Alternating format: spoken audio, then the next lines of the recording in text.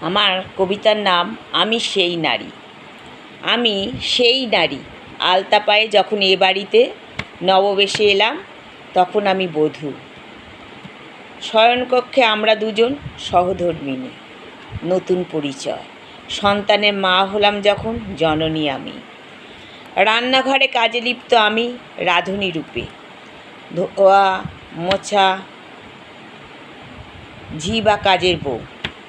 ঠাকুর দালানে পূজা পাঠে আমি পূজারিণী। রান্না পরিবেশনায় আমি কল্যাণী। প্রতিবাদে যখন সোচ্চার আমি রণাঙ্গনে চণ্ডী। সংসারে শ্রীরূপে আমি সেবিকা লক্ষ্মী। আমি সেই নারী, বার্ধক্যে ফলবারে গর্বিতা ষষ্ঠী। আদ্যা শক্তির গুণসম্পন্না আমি নারী জগদ্ধাত্রী।